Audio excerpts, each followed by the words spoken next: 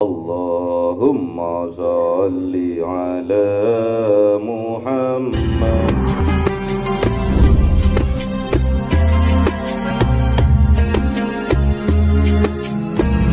La yumallu sama'uhu tanaza'an qawli wa fi'li asafi min kulli da'in wa nuruhu dalilul liqalbi 'inda jahli wa hayrati fa ya rabbi mati'ni bi sirri hurufihi wa nawwir bihi sam'i wa qalbi wa muklati wa habli bihi fathan wa ilma wa hikmatan wa anis bihi ya Rabbi fil qabri wa sati wa salli wa sallim kulla yawmi wa laylatin ala man bihi rahman yaqbalu taubati wa ali wa ashabi kiramin a'immatin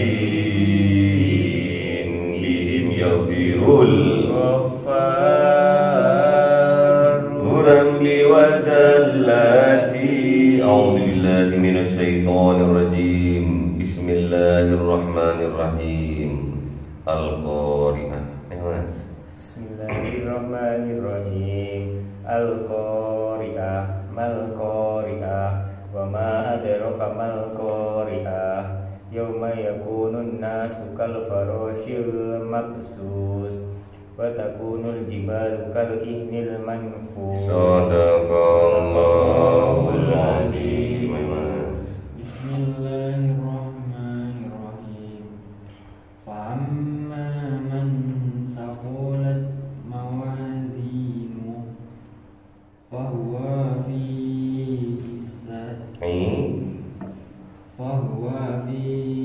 isyatir radiyah.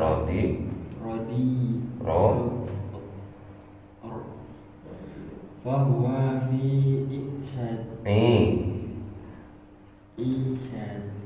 isyadi panjang.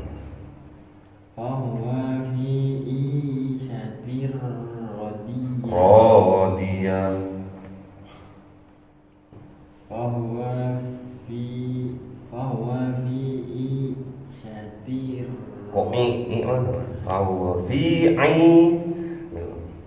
Fahuwa fi isyatir lagi. Fahuwa fi isyatir radiyah. Sadaqallahul azim.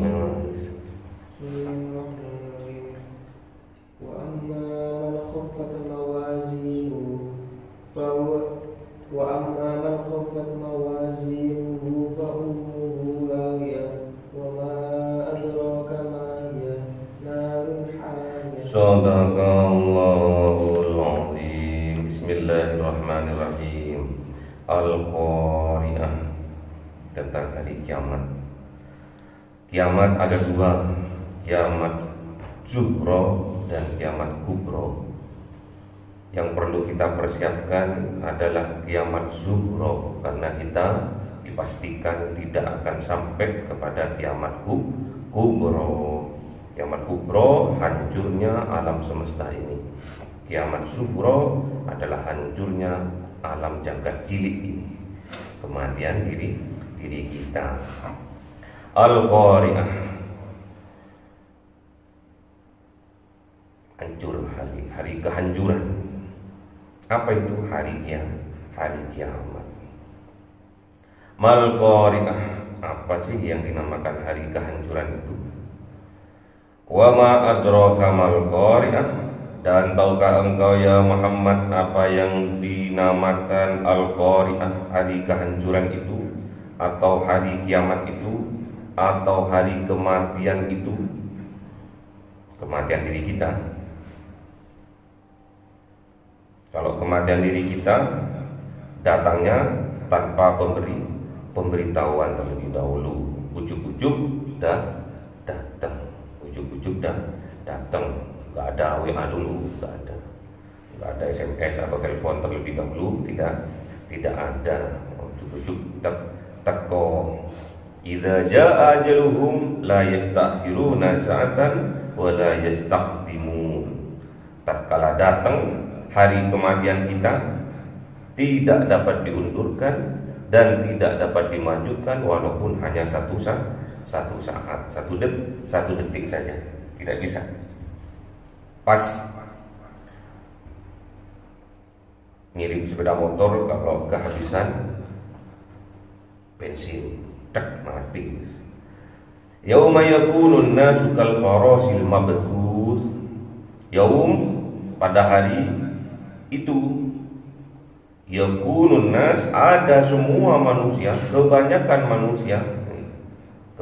manusia pada umumnya manusia kal farasil mabthus, seperti faros itu kalau di sini dimaknai laron itu kalau hujan terbang menuju ke cahaya. Namun kalau faros ini seperti binatang kecil kalau sampai naik sepeda motor itu, yang masuk ke mata itu apa namanya? Kayak nyamuk, lebih kecil dari nyamuk itu, yang masuk kadang ke mata terus perih. Kalau bahasa Inggrisnya regu, kalau bahasa Indonesianya anai-anai, kecil-kecil. Kal farosil mabthus, seperti anai-anai atau laron atau regu. Al mabthus yang bersemburan, yang berterbangan semburan, enggak tentu arah. Tatkala ada cahaya dia datang, tatkala ada cahaya dia datang. Pokoknya semburan, enggak karuan. Wa takunul jibalu kal ihnil manfus, dan juga ada gunung-gunung jibal, menjadikan gunung-gunung itu kal ihni, seperti kapas, gunungnya terhujam ke bumi. Wal jibala autada, gunungnya itu akarnya itu menghujam ke bumi, menjadi paku bumi, menjadi pasaknya bumi. Itu besok akan terangkat seperti kapas. Al mamsus, yang berhamburan. Fa amma man thaqulat mawazinu, maka tatkala manusia sakulat ini berat. Kemarin mitqolah, mitqol ini sakulat itu berat. Apanya yang berat? Mawazinu, timbangan kebaikannya berat. Tatkala manusia itu timbangan kebaikannya berat timbangan kebaikannya, fa huwa fi 'ishatir radiyah. Maka dia berada di dalam isah, kehidupan atau keselamatan radiyah, yang diridhoi oleh Allah, yang diridhoi oleh Allah. Kalau dia amal kebaikannya berat. Wa amma man khaffat mawazinu, dan sebaliknya apabila manusia itu khaffat, ringan, mawazinu, timbangannya ringan, amal kebaikannya sedikit, fa ummuhu, wa ummuhu itu ummi. Hawiyah, maka dia berada di dalam, kalau bayi janin berada di dalam kandungan ibu. Kalau ini berada di dalam kandungan hawiyah, neraka hawiyah. Jadi dia ada di dalam tengah-tengah neraka hawiyah. Wa ma adraka ma hiya. Dan tahukah engkau ya Muhammad apa yang dinamakan neraka hawiyah itu? Narun hamiyah, yaitu api yang menyala-nyala, api yang panas. Ini menceritakan tentang manusia dalam proses kematiannya. Ada mulai dari ciri-cirinya, ada juga tatkala nazak juga, terus juga balasannya juga ada, timbangannya juga ada di sini, ditimbang juga ada, dan terus balasannya setelah ditimbang, setelah dihakimi, terus diputuskan ente jannah, ente narun hawi. Apa maksudnya di sini ini? Al-Qari'ah di sini adalah hari kematian kita. Sama dengan ajal. Hancurnya jagat cilik, jagat kecil kita ini. Kalau alam semesta ini jagat besar, kalau kita ini jagat cilik. Gak usah kita ngurusin yang besar-besar. Gak nutut akal kita. Ngurusin langit, ngurusin bumi, gak nutut. Kita ngurusin jagat kita sendiri saja, supaya kita bisa selamat dari dunia sampai akhirat. Semoga kita diridhoi oleh Allah di dunia sampai akhirat.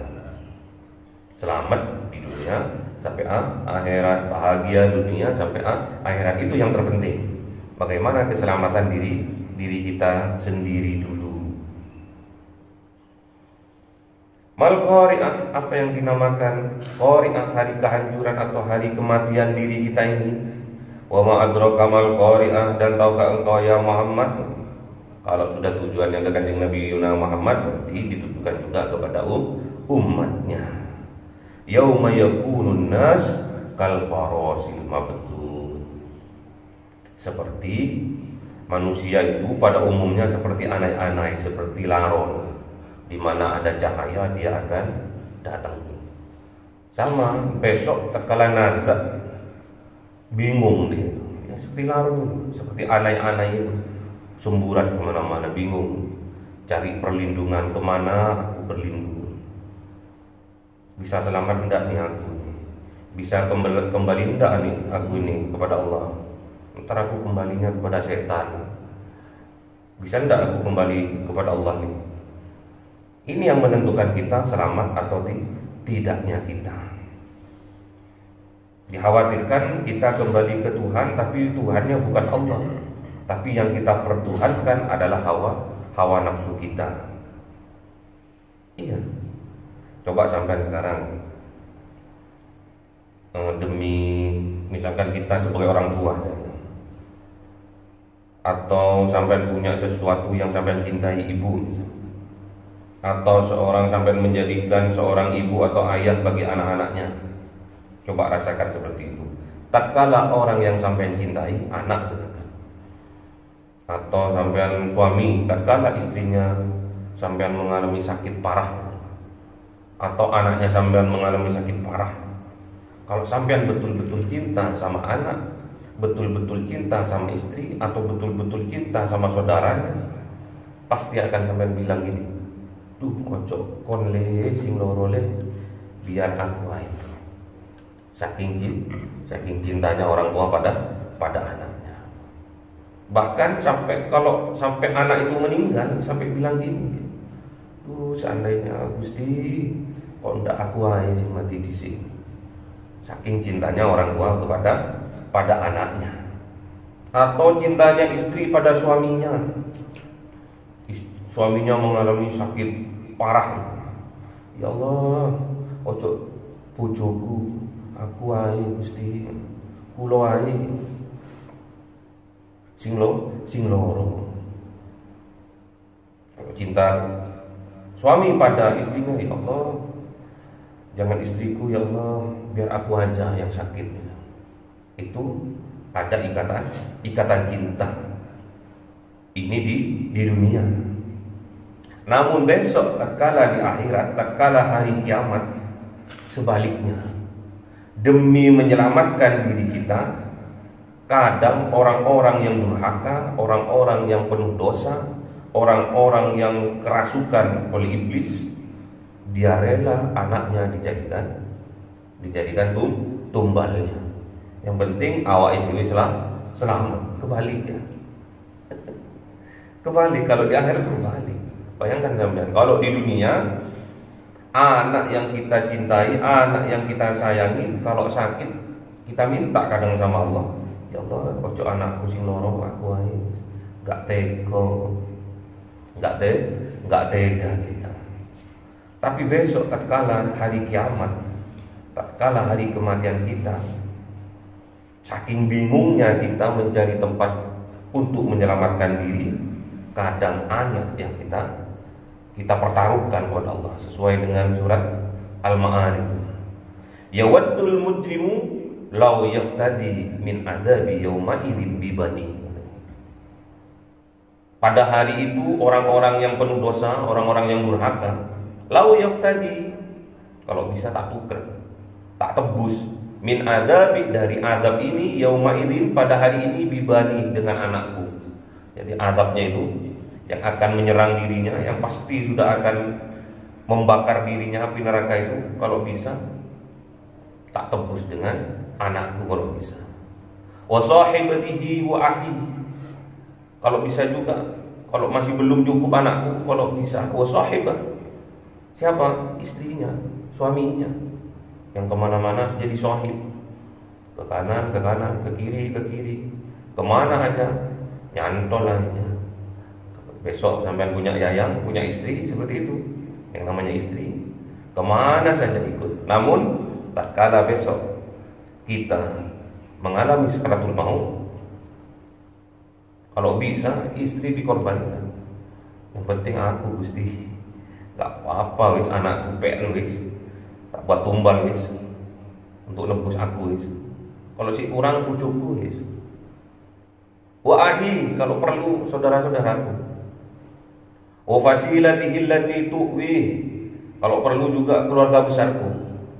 Bayangkan teman, kalau sudah kacau pikirannya ya, sudah bingung dia cari tempat untuk menyelamatkan dirinya, padahal keluarga besarnya itu yang sangat dia cintai, kalau perlu sebagai tebusannya. Yang di dunia mereka melindungi kita, menjaga kita korbankan agar kita bisa selamat. Wa man fil ardi jami'an, kalau perlu orang sak kunjung sedunia, kalau perlu jami'an semuanya tanpa terkecuali. Kalau perlu, kalau punya awai dewe PPN wis Gusti, tsumma yunji, yang penting aku selamat. Bayangkan, makanya sampai jangan jadi orang yang durhaka kepada Allah, bingung manut sama Allah itu. Kalau kata Allah ibadah saja, tak usah ditentang itu. Kalau kata Allah lakukan amal soleh, lakukan saja. Seperti yang sebentar lagi kita akan lakukan apa? Puasa saja. Jangan keakian nanya, keakian bacot katanya. Gak usah nanya. Puasa saja. Yang penting kan hatinya, guys. Tak perlu stok. Ingin penak itu. Sholat, ngapain sholat berjamaah? Yang penting khusyuk sendirian di kamar, gak bisa. Gak akan bisa. Orang yang punya pemikiran seperti itu tidak akan pernah bisa khusyuk, dan puasanya tidak pernah akan diterima oleh Allah.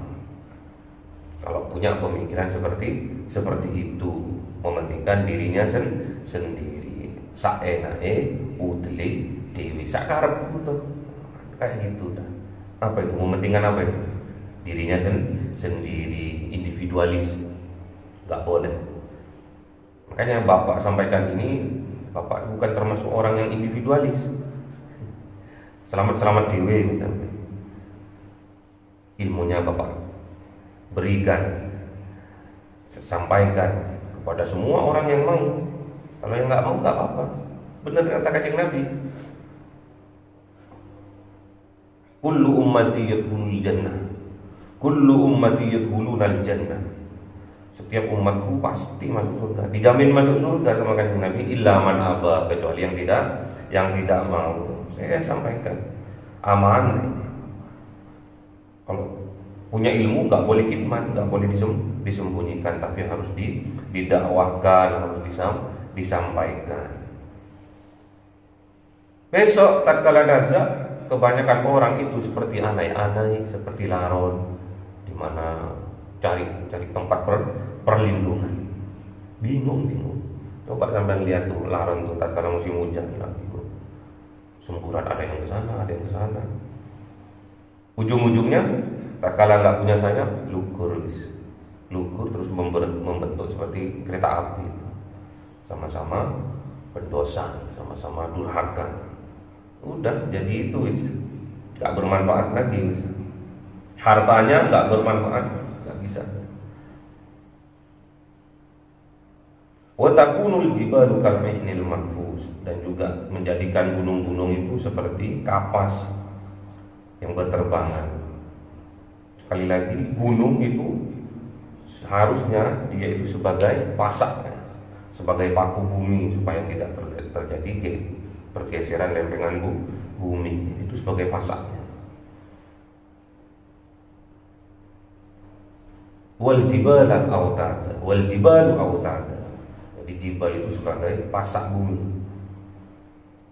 Kalau di kita yang dikatakan jibal itu irung. Kalau ini udah bergeser, udah ini urat ini loh, udah jatuh, hidungnya udah semakin mancung, sebentar lagi dia sudah mau mati, mau meninggal dunia. Ciri-cirinya itu.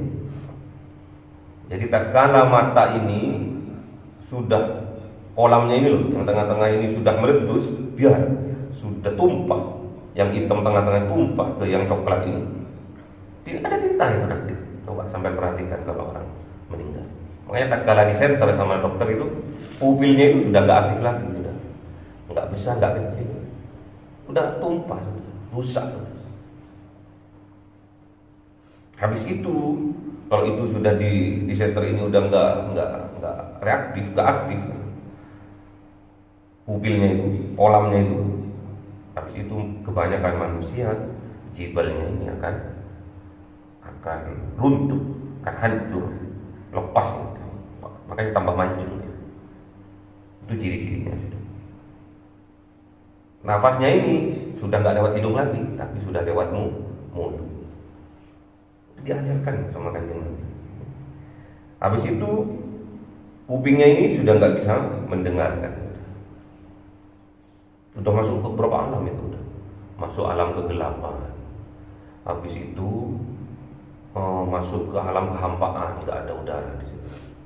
Habis itu masuk ke alam kesunyian, nggak bisa mendengarkan.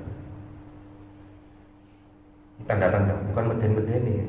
Ini pasti akan kita lalui, pasti. Kalau sampai mau masuk surga harus lewat ini. Jangan sampai punya niatan masuk neraka ya.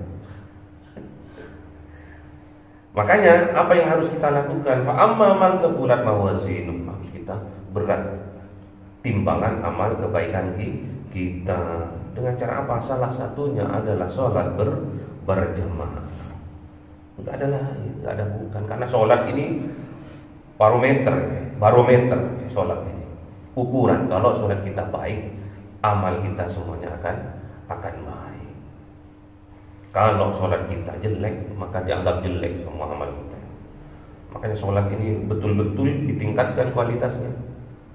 Dengan cara apa? Sholat berjamaah. Satu khusyuk, semua dianggap khusyuk. Akhirnya akan ketularan khusyuk juga. Wa fi 'isatir radiyah, pasti sudah. Kalau sudah amal kebaikan kita banyak, pasti sudah kehidupan kita ini di dunia ini sampai meninggal nanti pasti diridhoi. Makanya dipanggil sama Allah, ya ayyatuhan nafsul mutmainnah irji'i ila rabbiki radiyatan mardiyah fadkhuli fi ibadi wadkhuli jannati. Pasti akan berkumpul besok. Orang yang diridhoi oleh Allah itu akan masuk kepada kelompok orang-orang yang diridhoi juga oleh Allah. Wadkhuli jannati, dan masuk bareng-bareng ke dalam surganya Allah. Wa amaman khaffat mawazinuh, dan kebalikannya, tatkala ringan timbangannya, lebih berat timbangan kejelekannya, fa ummuhu hawiyah, maka dia akan masuk ke dalam neraka hawiyah. Wa ma adraka ma hiya, tahukah engkau ya Muhammad apa yang dinamakan neraka hawiyah itu? Narun hawiyah, yaitu api yang menyala-nyala, api yang panas. Orang-orang mati, orang meninggal tuh dadanya itu panas sampai punggungnya panas. Makanya kata Kanjeng Nabi, seandainya manusia itu tahu panasnya orang yang sedang nazak,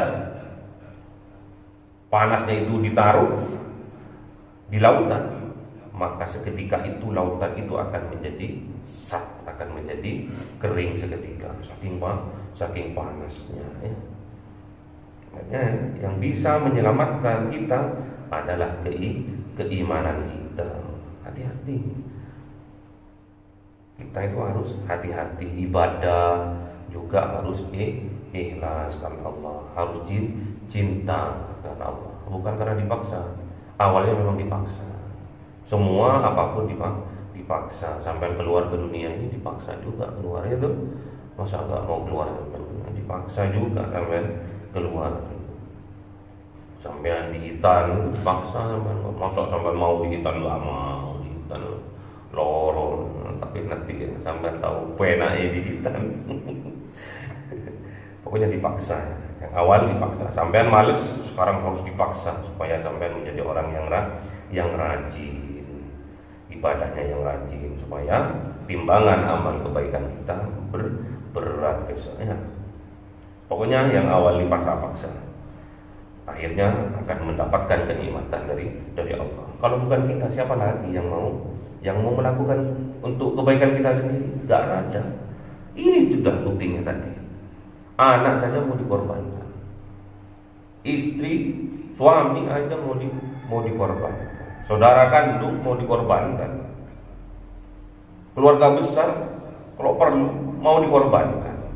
Orang sak dunia kalau perlu mau dikorbankan demi menyelamatkan dirinya sendiri. Itu orang yang durjana, itu orang yang durhaka, yang penuh dosa kepada Allah.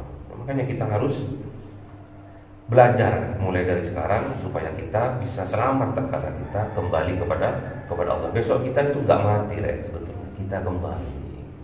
Tapi kembalinya kita kepada Allah itu selamat atau tidak? Kita roji, nggak ada mati. Yang mati itu jasad. Yang mati jasad. Kalau kitanya tetap hidup, bisa kembali atau tidak ini kita ini? Tahu tidak jalannya kita ini? Kalau yang kita pertuhankan selama di dunia ini adalah hawa nafsu, yang kita akan kembali kepada Tuhan kita itu, yaitu Tuhan hawa nafsu kita. Kalau yang kita pertuhankan itulah Allah yang Ar-Rahman Ar-Rahim, pastinya kita akan kembali dengan selamat, dibimbing sama Allah, ditolong sama Allah.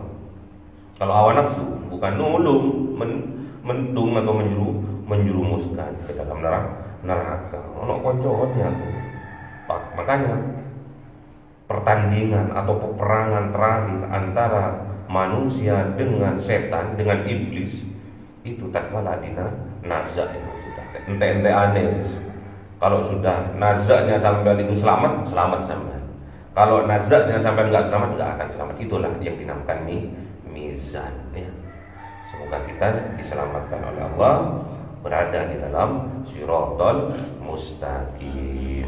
Allahumma arhamna bil Qur'an waj'alhu lana imama wa nura wa